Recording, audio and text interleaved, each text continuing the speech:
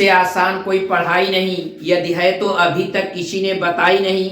आज हम संधि के दूसरे भेद यानी व्यंजन संधि पर चर्चा करेंगे। हमें उम्मीद है कि इस चर्चा के बाद इससे संबंधित जो भी सवाल किसी कंपटीशन में पूछे जाएंगे, आप उनको बड़े ही सरल और सहज तरीके से हल कर लेंगे।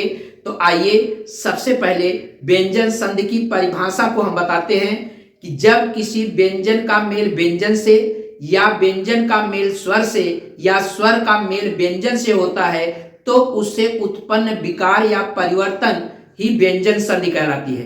कहने का मतलब इस संधि के जो नियम होते हैं उस नियम में यह बात स्पष्ट है कि इसमें या तो व्यंजन व्यंजन से मिलेगा, या तो व्यंजन स्वर से मिलेगा, या तो स्वर व्यंजन से मिलेगा और मिलने के बाद एक नई ध्वनि या एक नया वर्ण उत्पन्न करेगा। वही ध्वनि या जो वर्ण होता है वही व्यंजन संधि कहलाता है।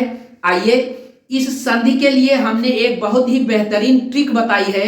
उस ट्रिक को आप बड़े ही आसानी से गणितीय पैटर्न पे हमने वह ट्रिक बनाई है।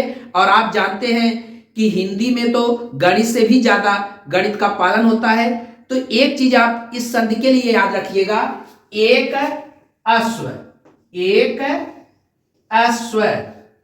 जरा इसका मतलब समझिए, एक अश्व का मतलब होता है एक घोड़ा, वही याद रखिएगा, पूरा याद हो जाएगा। एक का मतलब होता है कि प्रत्येक वर्ग का पहला वर्ण, यानी आप जानते हैं 5 वर्ग होता है, क वर्ग, च वर्ग, ट वर्ग, त वर्ग और प वर्ग। इन 5 वर्ग का पहला वर्ण एक होता है, यानी जैसे क, च, ट, त, प, वह एक है। जब इसका मेल अंतस्थ व्यंजन जिसकी संख्या 4 होती है, यानी अंतस्थ व्यंजन, स्वर का मतलब सभी स्वर और व का मतलब इस वर्ग के तीसरे और चौथे वर्ण से जब इसका मेल होता है तो जरा देखिए, ये 4 से 3/4 का गुणा कीजिए, 4 से 4 कैंसिल, ये 3 आएगा। तो यानी इनके मेल से यह जो पहला वर्ण है ये 3 में बदल जाता है, यानी तीसरे वर्ण में बदल जाता है। तीसरा वर्ण का मतलब जैसे ग, ज, ड, द, ब में परिवर्तित हो जाता है। तो इस तरह की जो मेल होती है उसको हम व्यंजन संधि कहते हैं। यह व्यंजन संधि नियमों पर आधारित है। इसमें कई नियम हैं। इसमें से पहले नियम की यह बात हम आपको बता रहे हैं। तो ये पहले नियम में इस तरह से इसका मेल होता है। आइए पहले नियम को हम जानते हैं। इसमें क्या होता है कि 5 वर्गों का प्रथम वर्ण, 5 वर्ग आप जानते हैं, जैसा कि अभी हमने बताया कि क वर्ग, च वर्ग, ट वर्ग, त वर्ग, प वर्ग, इनका पहला वर्ण यानी क, च, ट, त, प का जब मेल अंतस्थ व्यंजन य, र, ल, व या सभी स्वर या इस वर्ग के तीसरे चौथे वर्ण यानी ग है, ज है, ड है, द है, ब भ से होता है, तो इसके मेल से ध्यान रहे ये जो वर्ण पहला वर्ण है ये अपने तीसरे वर्ण यानी क्रमशः क जो है ग में, च जो है ज में, ट जो है ड में, त जो है द में और प जो है ब में परिवर्तित हो जाता है। इस तरह से जब परिवर्तन होता है तो यह एक प्रकार की व्यंजन संधि बनती है।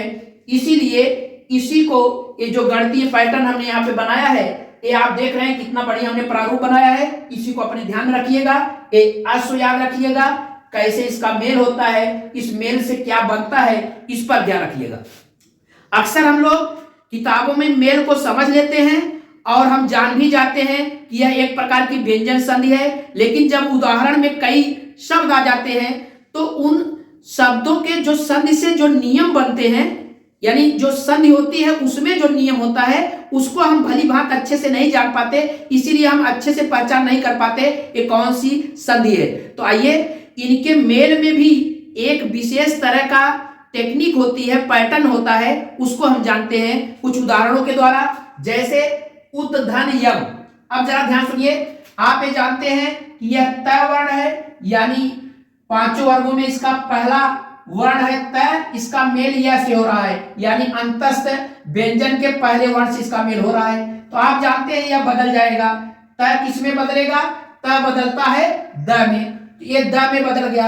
अब ध्यान देने वाली बात महत्वपूर्ण यहां पे ये है कि जब यह व्यंजन बदलता है, यानी यह वर्ण बदलता है और इसके बाद का जो वर्ण होता है, अगर यह व्यंजन है तो यह पूरा का पूरा वर्ण एज इट इज ऐसे आ जाएगा, और यह क्या होता है, यह अपने तीसरे आधे वर्ण में परिवर्तित हो जाएगा।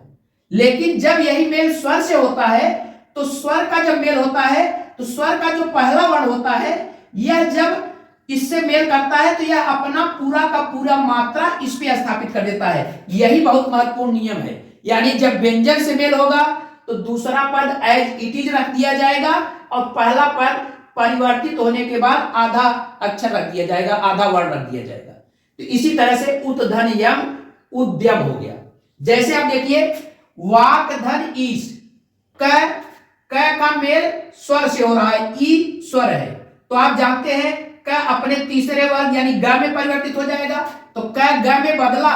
लेकिन यह ई देखिए, अब जब स्वर से मेल होगा तो जैसे ही ग में परिवर्तित होगा तो यह पूरी की पूरी इसकी मात्रा, यही स्वर की विशेषता होती है। स्वर क्या काम करता है, अपनी पूरी की पूरी मात्रा इसको स्थापित कर देता है और यहां से स्वर हट जाता है, यानी स्वर यहां से नहीं रहेगा। यही इसमें टेक्निकल बात है, यही ध्यान रखना है कि यानी क ग में बदल गया और यह पूरी की पूरी मात्रा ग पर आ गई, यानी गी हो गया, यानी वाक धन ईस वागीस हो गया।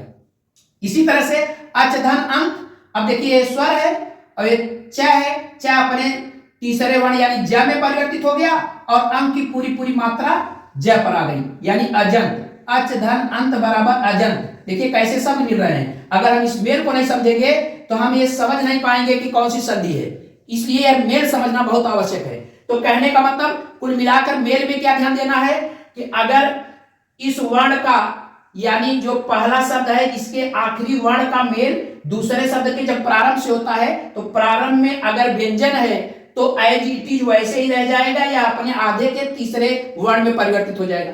लेकिन अगर स्वर है तो स्वर की पूरी पूरी मात्रा इस पर आकर लग जाएगी, स्थापित हो जाएगी और यहां से स्वर हट जाएगा, जैसा कि आपने अजत में देखा। इसी तरह से खट धन आनन, अब ट जो है अपने तीसरे वर्ण यानी ड में बदल गया और यह पूरी की पूरी मात्रा ड पे आ गई, खडानन।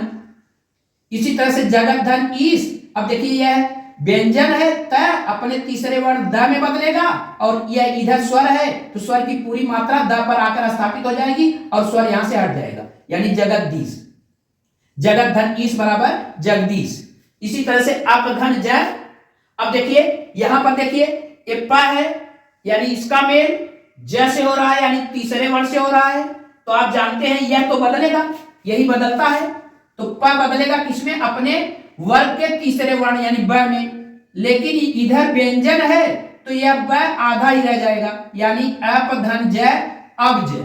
इसी तरह से वाक धन दान, अब देखिए व्यंजन है तो व्यंजन का यह टर्म जब मिलता है तो यह एज इट इज रहता है, केवल यह वाला वर्ण जो होता है अपने तीसरे वर्ण में बदल करके आधे वर्ण में वो बदल जाता है। क ग में बदलेगा, ग आधा रह जाएगा, क्योंकि भैया यह इसके पास मात्रा है। व्यंजन तो खुद स्वर का भूखा होता है तो अपने से स्वर को हटाता नहीं, इस चीज को ध्यान रखिएगा। इसलिए आधा अपने तीसरे वर्ण में परिवर्तित होकर आधा ही रह जाता है, इसलिए वाक धन दान वाक दान हो जाता है। इसी तरह से जगत धन भाव, सत धन भाव, सत धन भाव अगर है ये त है तो त जो है द में परिवर्तित हो जाएगा आधा, इधर व्यंजन है तो भाव एज इट इज आ जाएगा।